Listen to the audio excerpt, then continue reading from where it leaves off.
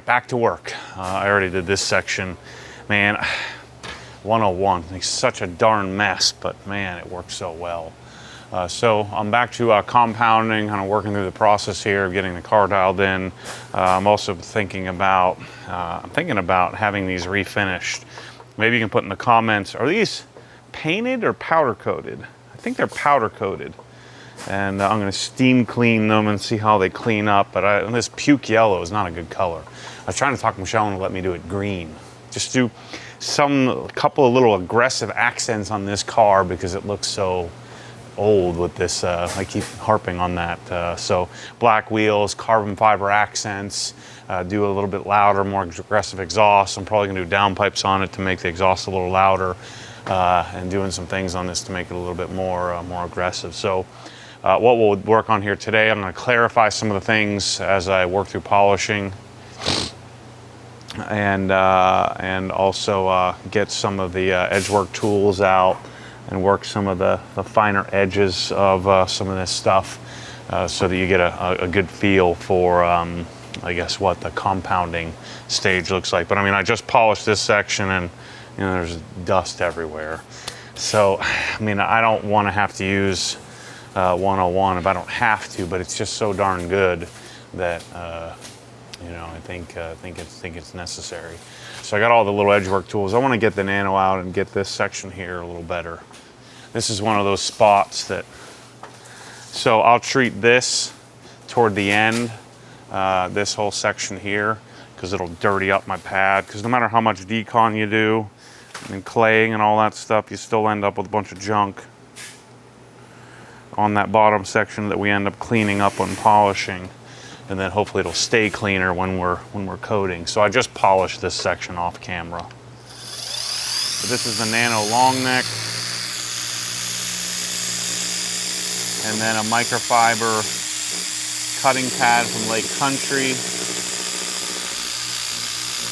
I just didn't get in very tight here with the bigger 5-inch. But we're going to work on the whole fender here and front clip and kind of work through the intricate areas, and I guess I'll just talk you through. It's the same process. I'll just kind of talk you through what's going on here and what I'm up to with this. But, one of the nice things about having multiple cars, and this being like a little project here, and I don't need it right this second. I had to have Michelle drive the M3 yesterday. It was because I went and got the wheels done. Mounted and balanced for this. I'll show you those in a minute.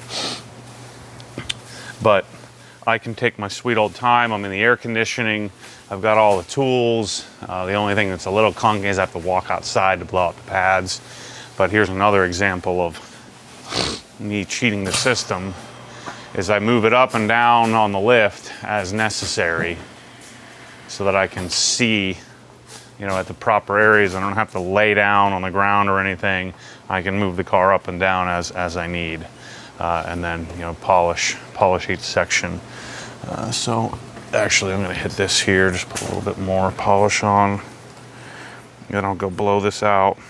So the other thing I'm going to do is I'm going to transition between the short neck and long neck, just to save me from having to go blow out the pad every single time. I just wanted to get this little section here. I love having this trim out. I should do this more often. I know some of you pros probably do this, remove all the trim, door handles, all that stuff on a really sophisticated detail. We're going to PPF and everything. So, a couple of things we need to talk about is, and I'll show you the hood here in a minute, but I think I tend to oversell, or I guess it would be more undersell what I'm doing here with this polishing. And I'm talking about how I'm just moving some polish around.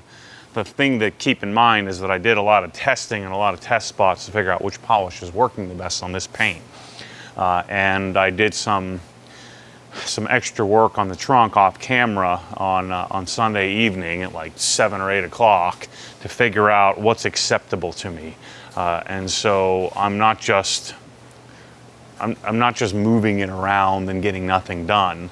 I even tested sanding a few spots to see if that would do better, and found that this combination of 101, despite the deficiencies of dust everywhere, so the combination of that and then following with Sonac's Perfect Finish and a yellow pad, it really looks great and acceptable to me. So again, I'm talking 85–90% of what this car can be, and to chase that extra 5 or 7 or 8% is probably not smart and not worth it. It's just not worth it on this silver paint, because it's going to look fantastic by just going and doing what I'm doing here.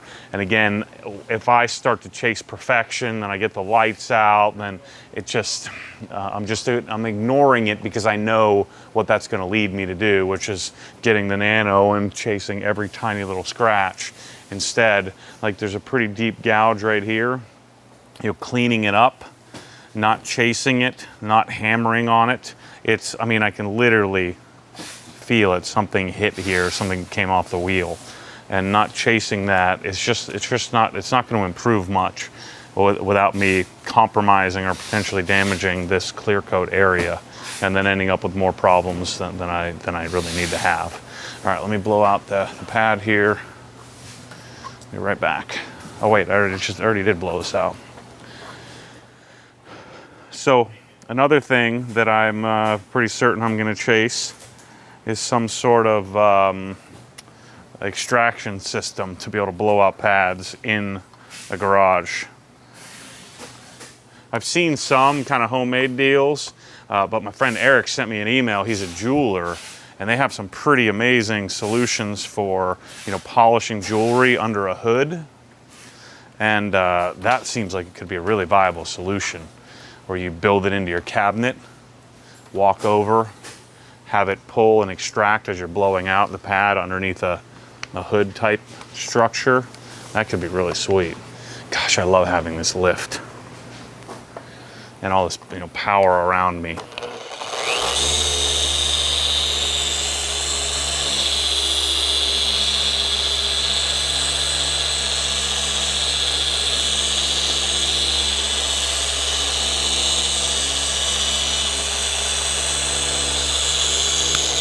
So another thing I should mention to you during this process here, notice I'm moving the polisher a lot quicker than you normally see.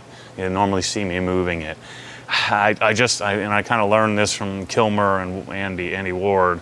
I learned that, on 101, you tend to move a little bit quicker, a little bit more deliberately, or I guess it'd be less deliberately. So I'm moving the polisher around quicker to keep heat under control. And there's a method to that, and I found that that's what's working best on this paint. If I was using Jess car, I'd be doing the nice, slow, controlled, 3 or 4 passes and call it a day. With this, I've found that it's worked best to do it the way that I'm doing it here, where I'm just kind of working the polish in, not letting it build up too much heat, and working through it. I'm going to skip blowing it out. That was such a small section. By the end of this, I'll be blowing it out every fifth section.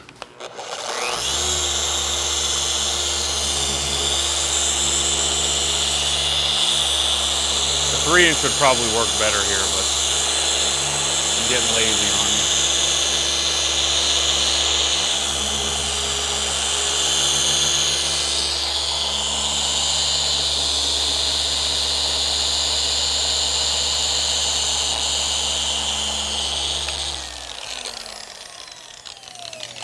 I know detailers in general like to pretend that this is some precise surgery, but it's really not that complicated, especially with a DA.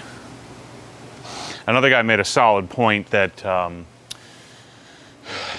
paints like this, it would make a lot of sense to break out a rotary. But for me, I don't have enough time under a rotary, in fact, very little, and so it would take me twice as long, and I'd get probably a poorer result because I don't know what the heck I'm doing. And so I'd be fighting the rotary the whole time. Maybe at some point I should just suck it up and really start to hone some skills for when that becomes necessary, but you know, this just works well. So I don't find the need to save a lot of time here because of what I just mentioned earlier, and that I can kind of work through this on my own schedule as I take whatever time is needed. I think I'm going to steam clean under here too. So I'm going to steam clean this whole area, not today, but you know, at some point here. I wonder if I should tape these. I probably should tape that little camera there. We're just going to kind of resign the fact that I'm not going to get up to the edge of that. I think 3 inches is the way to go here. I'm probably going to 3 inch this whole darn bumper. Bumper doesn't look so good. For having such low mileage, this thing is kind of beat up. The front bumper here, like I said, probably lots of highway driving. So let's clean up the bumper here before I get rolling. And I'm kind of cleaning up one small section at a time. Because remember, I did drive over here, and then I want to remove a lot of the extra dust and stuff that's kind of built up from me doing the upper areas. With 101, it almost makes sense to do to work from bottom up. So we're going to be working through little pieces, sections of nano versus nano and 3 inch. So that's why I got both nanos out. Another comment that's, and I shouldn't address individual comments because there's lots of comments, but guy was talking about how this is ruining and devaluing the car and I'm duping people by polishing it. And then he got mad because, I don't know, he made a bunch of comments. And he got mad because I'm, I don't know what the heck he's talking about, but because first it was, I'm ruining the paint, and then it was, I'm not bringing it to perfection. Well, unless I repaint the car, that's not happening. So I don't know what to tell you there, other than suck it. So cool to just reach up in any corner of the car and grab air or power. That's cool. I don't care who you are. What's going to be even cooler is when I have a little air station over here where I can blow out the pads real quickly and just hit it and walk away instead of walking across the room.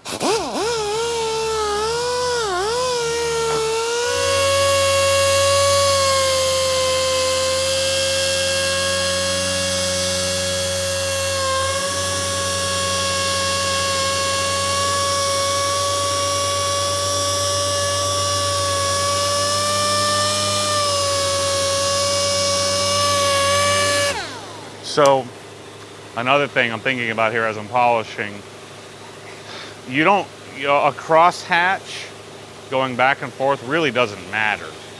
So you could go vertically, and learn this from Jason Kilmer the whole time. So here it just didn't make sense to go back and forth. The back and forth has nothing to do with the correction. It's more just to keep with organization of the amount of passes you're making. So don't get too hung up on the cross hatch. Think more about overlapping and speed and pressure and all of that. Another thing that was really interesting, I'm glad we grabbed the thermometer when we were doing this. I'm actually surprised that I thought that we would be building up a lot more heat with the 3 inch. Goes to show you we shouldn't make just judgment calls, even though it's moving faster and smaller. So when you're doing, let me back up here. So when we're using a dual action polisher, dual action, as you decrease size, you increase aggression. Now, when you're talking direct drive or like a rotary, as you increase size, you increase aggression. So it's the opposite. And so as we go with a smaller pad, so a 3 inch pad, theoretically, would have more cut and more aggression than especially with a 15 millimeter orbit and such a small pad. So we have this large orbit, high speed, now low torque, and that I think is what's making the less heat and less heat buildup. But this technically would be more aggressive, just like a 1 inch pad. So 1 inch with dual action is more aggressive than a 3 inch pad when you're talking dual action. That's why Jason Rose recommends using rotary on these. I just don't like rotary action in general. A lot of it's just due to inexperience. with rotary. So the interesting thing, so I came to the conclusion that since this is higher speed, more aggressive, we're working a smaller area, I'd always moved it quicker and used less time because I was doing a smaller area, made a few less passes because I thought we were building up more heat. But then we grabbed the thermometer, and so I guess the main heat factor is pressure and torque. You know, so the electric version is creating a lot more torque than the pneumatic. All right, so let me go blow out these pads and keep working through this here. Oh, moving a little slow here today. All right, let's just keep on working here. I'm probably gonna end up having to clean this up after the fact.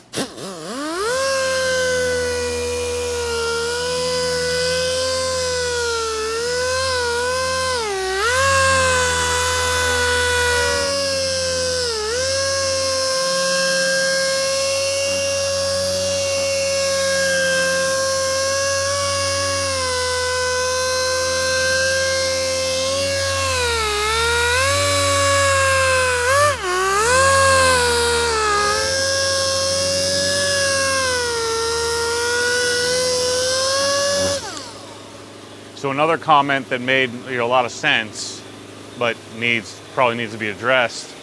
Remember that when you use water, so when you add a supplemental wetting agent like water, it would help with the dusting and help with the working time, but it also changes the cut. With this car, it probably doesn't matter, but just keep that in mind as you're kind of thinking about this process, that when we introduce water into the equation, it changes the property of the polish and almost always increases the amount of cutting that's happening.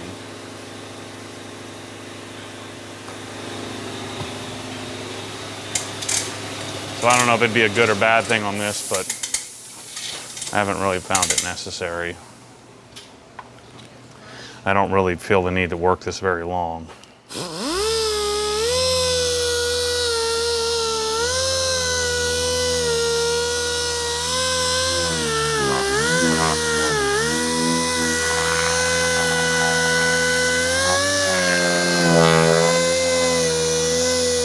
I kind of want to repaint this front bumper. It's really beat up.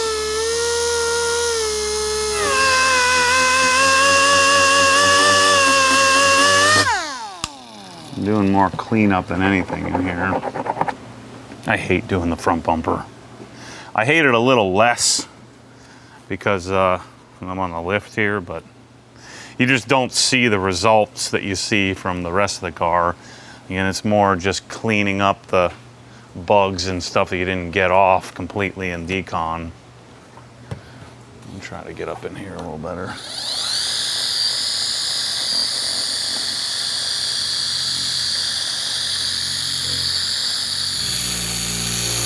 Another thing that's a little different in a non-diminishing polish like this. So like, let's say for instance, we're doing this section with something like Perfect Finish or Jess Car. I want to make sure that I cover the whole area, because what you don't want to do is polish this, break the polish down, and then move the polisher over here and then drag some polish over. I want to cover the whole area and work the area evenly, because think about this, as I make pass 1, I've got little pebbles, and then as I make pass 2, I've got smaller pebbles, and then I make pass 3, they break down to finer and finer abrasives. So with a polish like M101 that's not diminishing, if I take polish, assuming the polish isn't dried out, so if I take polish and I polish this area and I move or drag some of that polish over and just keep working in this section, it really doesn't matter. Depending on the type of polish and the type of abrasives that you have on how you want to make sure to work it. So if I was trying to finish this with Perfect Finish, or maybe do a one-step, again, if I polish this, I'm going to get a slightly different result, and that would be really hard to see with something like Perfect Finish. But I'd be getting a different result here versus here, and that's why I would cover this whole section with polish first, and then work evenly through this whole section, I don't want to just sort of work this and then move over without going and grabbing some fresh polish and starting over. I hope that makes sense. Just little things to consider. Again, little nitpicky things, but you know, I don't find makes a world of difference, but can make some difference in this process. Yeah, I mean, you can even notice my pad getting dirty quicker because of this. This area is just kind of funky. It's very porous from all the sort of peppering from I guess driving on highways.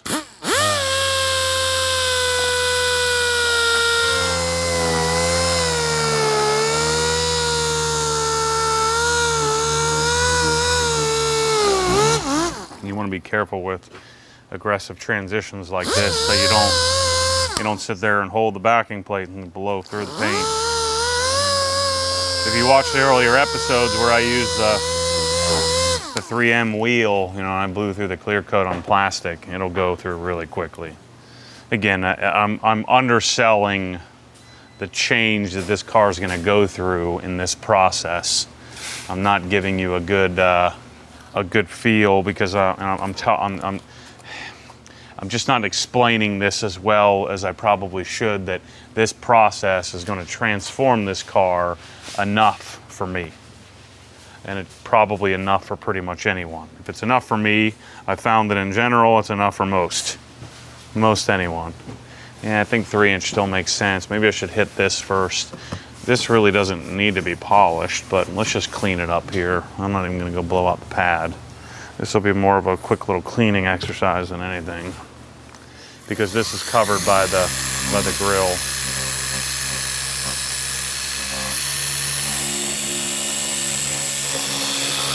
I'm gonna have to go change this pad out after this. You see it getting dirty. I never clay barred this area, or auto scrub this, I just wiped it down. This is more of an exercise in making me feel good than anything. Yeah, that pad's done.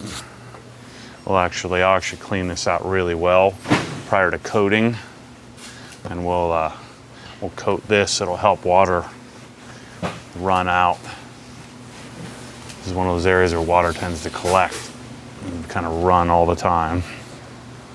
All right, let me go blow this out. I think 3-inch still makes sense here.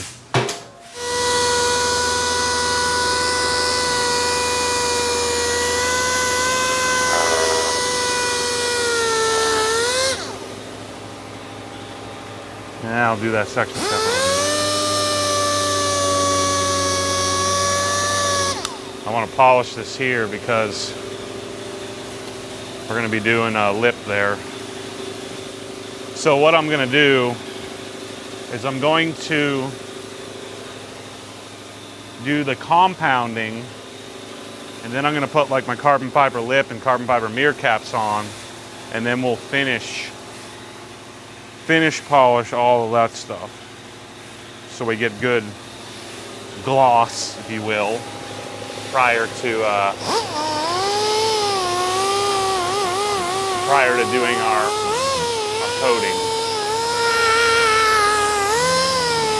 And that's more of just a quick little cleanup than it is actual polishing.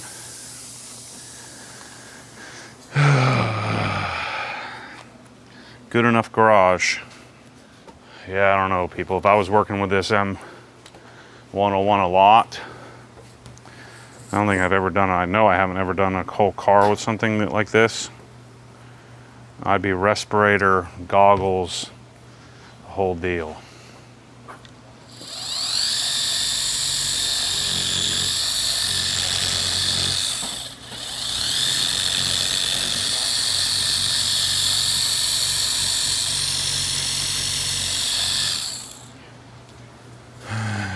I'm getting lazy. This is definitely going to force me to start chasing some sort of pad blowing out solution. I'm not blowing it all over my garage. I've seen some of the things that guys have made, but I don't like that. I want something better. Okay. Almost through the most hated part of this. This like isn't even finished. Interesting. That one guy was in here, the pink guy, he said he thought the hood would be painted. There was like dirt underneath it that he could see. Yeah, I mean, maybe.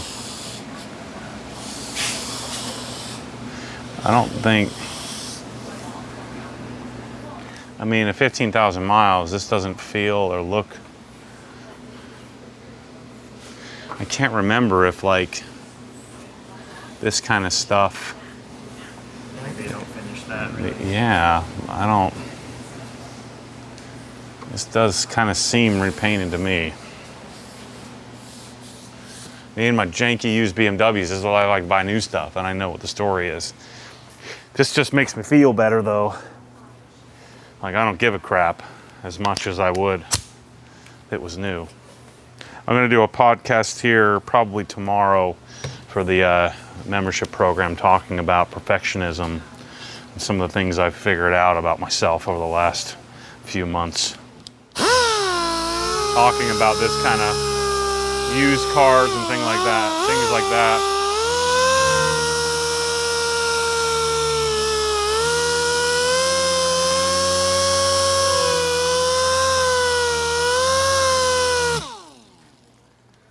Going for it. I don't know why, but I always care less about my front bumper.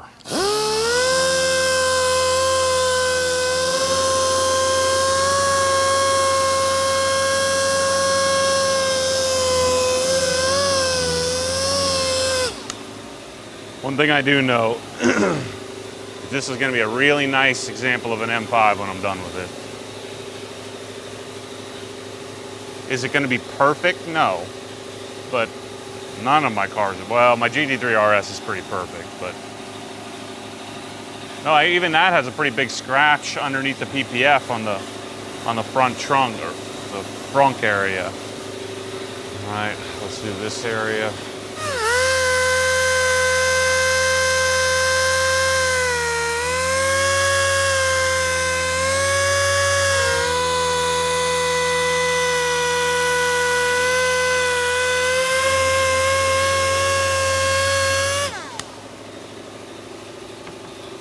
So what I'm most excited about, I just ordered them yesterday.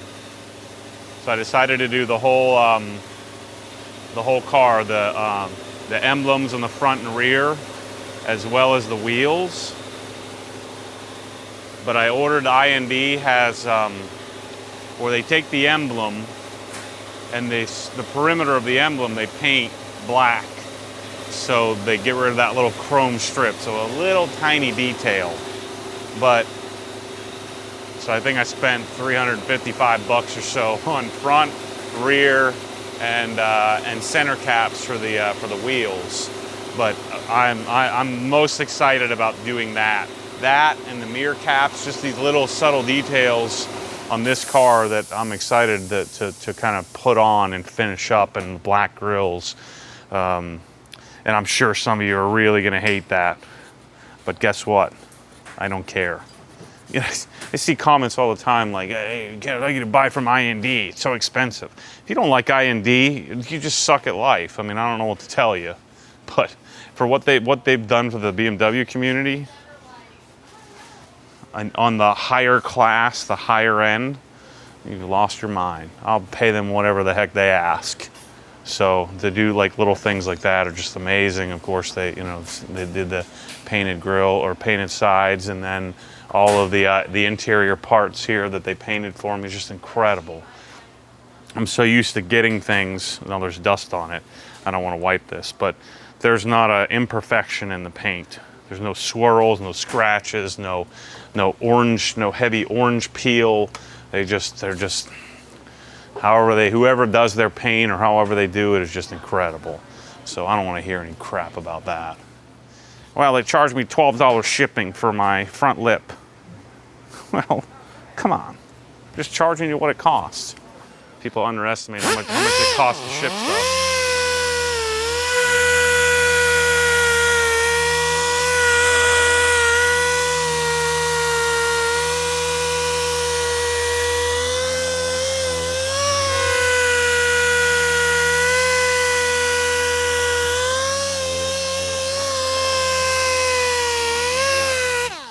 Yeah, I mean, if I keep this car long term, I'll likely repaint this front bumper, maybe even the whole front clip. I don't know how hard silver is to match. Metallic silver, is that a hard color to match? I'm not sure. That's good. That was a pretty gnarly setup here, scratch there, and I pretty much removed it. At least a good percentage of it. All right, so you get the idea. I think we'll adjourn here and we'll do another polish and chat tomorrow. Every day I'll kind of grab little sections of the car over the next week or so. I'm sure you'll get sick of the polishing, but I'll just give you insights into things that pop into my head. When you make comments, it helps me think through things. So even the odd comments that get me fired up, I mean, they're good to have. It makes me think about stuff. Usually it's better if you kind of frame it in an intelligent manner, and then I don't get angry. I just start thinking about, okay, does that make sense? Should I be using a rotary on this? Why am I not?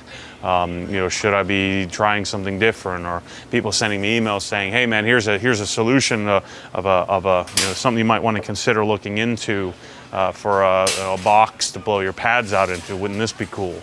So anyway, I'm going to keep talking you through the polishing process. I'll probably finish this front clip area here today, and then I'll go on to the roof and the pillars and all that stuff tomorrow. So anyway, thanks for watching this one. I guess this is, what is this, episode 6? I think. Episode 4, or maybe episode 5. Whatever episode this is. I'm going to lose track, so it's going to be long. But anyway, thanks for watching this one. As always, stay tuned for more crazy, more polishing coming. Thanks for watching.